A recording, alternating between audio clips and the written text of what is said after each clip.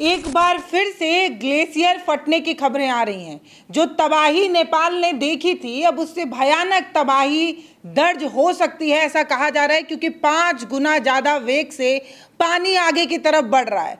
तो नेपाल ने जितने लोगों को खोया, अभी वो उन्हें ढूंढ भी नहीं पाया था। इस पानी, इस तबाही ने जो घाव दिए हैं, अभी उस घाव पर मरहम भी नहीं लग पाया था।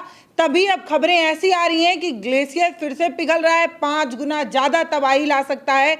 इस तरीके की खबरें जो हैं वो निकलना शुरू हो गई हैं। तो जो लोग राहत की सांस ले रहे थे, चाहे वो इंडिया हो, भारत हो, चाहे वो नेपाल हो, उनके लिए ये बहुत दुखद खबर है। जी पल्लवी जी, और ये खबर जो है सबसे पहले हमने ही परसों करके बताई थी, और ये हमने निकाली थी चाइना के सरकारी न्यूज़ चैनल से निकाली थी। जब कहीं ये खबर नहीं चलती थी तो हमने चाइना के सरकारी न्यूज़ चैनल का हवाला देते हुए बताया था कि किस तरीके से फिर से एक झील तैयार हो रही है जो आने वाले 3 दिन में फट जाएगी। आज हमने वीडियो देखा, हम दर्शकों को दिखा भी दें कि किस तरीके से नेपाल में जो है अलर्ट किया जा रहा है। लोगों को ये जो है निकालने के लिए बोला जा रहा है कि ऊपर स्थान में चलें, यहाँ तक कि राहत कार्य को भी रोक दिया गया है। कहा जा रहा है अब की जो आएगा सैलाब, इस बार जो सैलाब आएगा वो 5 गुना बड़ा होगा।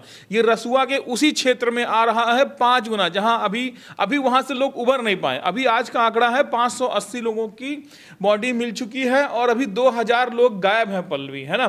तो ये अभी वही का है, और कहा जा रहा है कि अब जो है और ज्यादा भयानक और भी हाँ 3 से 4 मंजिला ऊपर इमारत जितनी लहर आएगी, ये पिछली बार से ज्यादा है। लोगों को अलर्ट किया गया है। और ये जो अभी आप देख रहे थे, लगातार अनाउंसमेंट हो रहा है कि लोग निकल जाइए। और मैं आपको बताऊं कि सिर्फ यही नहीं, सुरक्षा कर्मियों को भी साफ कह दिया गया कि कोई रेस्क्यू ऑपरेशन करने की जरूरत नहीं, अभी निकलिए वहां से तुरंत। अभी हाँ, सुरक्षा कर्मियों को ही बोल दिया है कि रेस्क्यू ऑपरेशन को छोड़ करके उस इलाके को खाली करिए। जो प्रेस के लोग थे, जो पत्रकार ने, उनको भी बोल दिया कि भाई अब इसको खाली करके ऊंची जगह जाइए। क्योंकि मैं आपको एक तस्वीर दिखाता हूं, इसको भी आप देखिए ध्यान से।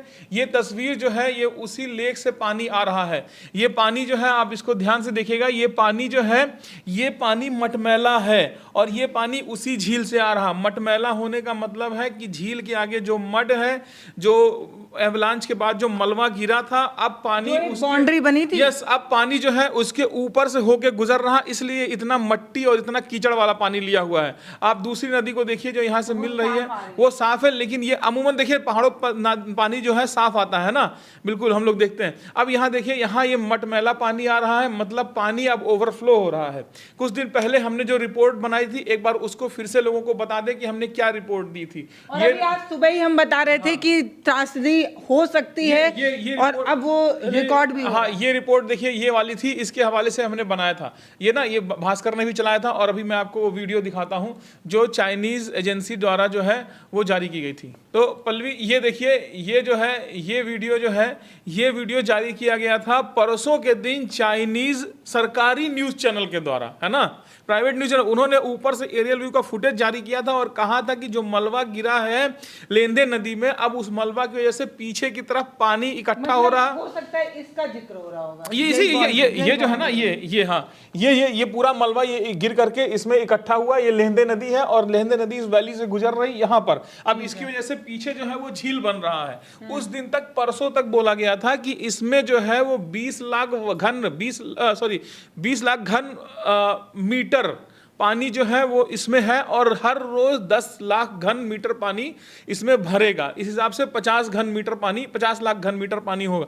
अभी क्या है, अभी ये कहा गया कि अब पानी जो है इसके ऊपर आ गया है, मतलब ऊपर आके बह रहा है। इस तरीके से मटमैला पानी जो है, जो वहाँ की जो फुटेज आ रही है वो हमने ये लगा रखी है। अब ऊपर से पानी बह रहा, जाहिर सी बात है मट्टी जहाँ पर पानी को रोकेगी, उसके ऊपर से जब पानी ओवरफ्लो के जाएगा तब वो कचरा लेकर के और इस तरह से मट्टी लेकर के जाएगा, और इस तरह से उसमें रिसाव भी होगा, और ऑब्वियस सी बात है वो जो बाउंड्री बनी है वो टूट जाएगी। इसीलिए अब जो बोला जा रहा है कि अब जो है ये खतरे के निशान से ऊपर हो गई और ये सैलाब आएगा, और इसमें जो कहा जा रहा है ये इकट्ठा पानी गुना ज्यादा आएगा।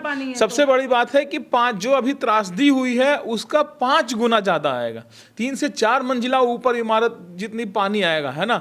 तो ये बहुत बड़ा अपडेट है, ये हम नहीं बता रहे हैं, ये हर अपडेट देखिए, ये देखिए, ये भास्कर ने भी चलाया है आज के डेट में, है ना, नेपाल चीन सीमा के ऊपर इलाके में हिमस्खलन से बनी झील अब भी बाढ़ का खतरा पैदा कर रही है। ये तब की है, आज सुबह की है ना। अब तो चेतावनी बकायदा सरकारी एजेंसियों से जारी कर दी गई है। पत्रकारों को, रक्षा कार्य करने वालों को, आम पब्लिक को, सबको बोला जो जैसा है उसको छोड़ करके इस एरिया को खाली करो और बाहर निकलो। एक बार मैप से समझा देते हैं कि कहां पर क्या हो रहा है। ठीक है। ये रसुआ घाटी है ना, ये रसुआ घाटी है, यहाँ पर ही ये कहीं पर हो रहा है। और ये रसुआ का इलाका नेपाल का है और ये गिरोंग का इलाका है, ठीक है। और ये बॉर्डर पर ही ये जो लेंदे नदी है इस पे ही ये फॉर्मेशन हो रहा है। और यहाँ से ये जो है, यहाँ से फिर से फॉर्मेशन होने के बाद पानी इकट्ठा हो रहा है। तो आप ऐसे समझिए कि जिस घाव को अभी हम ठीक से मरहम लगाकर ठीक भी नहीं कर पाए थे, अभी कितने लोग लापता हैं, उनकी संख्या भी हमें नहीं मिल पा रही है। जो अपनों को खो चुके वो अपनों की तलाश में अभी भी जो है वो इंतजार में टकटकी लगाए बैठे हैं और प्रकृति एक और बड़ा घाव देने की तैयारी में है। बताया जा रहा है कि कई ऐसे भारतीय हैं जिनका अभी तक पता ही नहीं चल पा रहा है। कई टूरिस्ट हैं जो विदेशों से आए थे, उनका अभी पता ही नहीं चल पा रहा है। 2000 लोग कुल मिलाकर के 2000 लोगों को पता है, अभी लापता है। 500 लोगों के मरने कुछ देर पहले, 1-1.5 घंटे पहले की ऑफिशियल आंकड़ा जो है बता रहा है। ये ना पल पल बढ़ते जा रहा है। 80 लोग जो हैं अभी तक वो पुष्टि हो चुकी है। और ये आंकड़ा लगातार बढ़ रहा है। जो मरने वाले लोगों का आंकड़ा है वो भी, जो लापता लोगों का आंकड़ा है वो भी लगातार जो है वो बढ़ रहा है। हमारे पास भी लोग जो है वो फ़ोन करके बता रहे हैं, जो हमारे चैनलों को देखते हैं वो बता रहे हैं, जो महाराजगंज निचलौल के इलाके में रहने वाले लोग हैं, जो नेपाल के एकदम सटे बॉर्डर के पास रहते हैं, उन्होंने बताया कि तस्वीरें इतनी विभत्स थी, इतनी भयानक थी। और नेपाल की जो फोर्स है और भारत की जो फोर्स है लगातार जो है ग्राउंड पर बनी हुई है और बड़े बड़े लोडर्स में जो है वो डेड बॉडीज़ भर भर कर ले जाई जा रही है। उस इलाके को पूरी तरीके से एक क्वारंटीन सेंटर टाइप का बनाया गया है, किसी को जाने की अनुमति नहीं दी जा रही है, क्योंकि तस्वीरें इतनी भयानक है, इतनी डराने वाली है। लगातार सिर्फ और सिर्फ बॉडीज मिल रही हैं। तो आप समझिए कि प्रकृति ने एक घाव जो हमें दिया था, जिसको अभी हम ठीक से उसका मलहम भी नहीं ढूंढ पाए थे, उसके बाद अब इस तरीके का बड़ा 5 गुना ज्यादा बड़ा ये त्रासदी होगी। तो ये कितनी भयानक पल्लवी, ये नेपाल में नहीं और क्या इसको हम कंट्रोल कर पाएंगे? क्योंकि इंडिया इसको लगातार कंट्रोल करने की कोशिश की गई थी, पिछली बार भी बहुत अच्छी कोशिश की गई थी, लेकिन उसकी वजह से भी बाढ़ आया है ना। 1 लाख घर जो है वो डूब गए हैं, 20 लाख लोग जो है वो अभी भी प्रभावित है। 20 लाख लोग घरों को छोड़ करके, भारत की बात बता रहे हैं, 20 लाख लोग घरों को छोड़ करके बाहर। हाँ, तो ये भारत की अभी स्थिति है जब ये था। अब 5 गुना जब ज्यादा आएगा तो गंडक बैराज पे भी स्थिति बहुत खराब हो सकती है ना। क्योंकि पिछली बार हमने देखा था कि अभी तक पिछले 2 दिन में जब से ये हुआ था तब से 35 लाख क्यूसेक पानी जो है वो गंडक बैराज से गुजारा गया था, निकला था। हर घंटे 1.25 लाख क्यूसेक पानी निकल रहा था। लेकिन अब अगर ये 5 गुना ज्यादा आएगा, क्योंकि वो बहुत पुराना भी है तो कितना ही लोड ले पाएगा। जी, अभी वो देखिए गंडक बैराज की मैं फोटो दिखाऊं, अब क्या है, अब ये 5 गुना ज्यादा होना मतलब ये बड़ी बात है। क्योंकि हमने क्या किया, जब अभी क्या है 1.25 लाख क्यूसेक पानी जो है वो गिरा करके मैनेज किया जा रहा था। अब क्या है कि 5 लाख, अगर 5 गुना तो 5 लाख क्यूसेक पानी हमको हर घंटे निकालना पड़ेगा। ये तो तबाही हो जाएगा, भारत में भी तबाही हो जाएगा अगर हम लोग इतने पानी को, बैराज को बचाने के लिए मैनेज करने लगे तो। और अगर कहीं बैराज को नहीं बचाए तो बैराज टूटेगा तब भी तबाही आएगा। तो ये तो बहुत बड़ा सिरदर्द है और इसको हमारी एजेंसियां कैसे हैंडल करेंगी, इंजीनियर्स कैसे हैंडल करेंगे, प्रशासन कैसे खाली कराएगा, लोगों को इवैक्यूएट कराएगा, निकालेगा वहां से, क्या रणनीति है, बिहार में क्या रणनीति होती है। अब यूपी के बहुत से क्षेत्र अफेक्ट होंगे इससे, वहां क्या रणनीति चल रही, नेपाल में इस अलर्ट के बाद इस पर नजरें हम लोग की हैं और जैसे अपडेट आएगा हम लोग अपडेट करते रहेंगे। फिलहाल पूरी नजरें हैं और देखना होगा कि कैसे इससे हम लोग कितना ज्यादा अपने लोगों को, जनमानस को, अपने इंफ्रा को, इन सब लोगों को बचा सकते हैं। अभी फिलहाल सबसे बड़ी चिंता की बात ये है।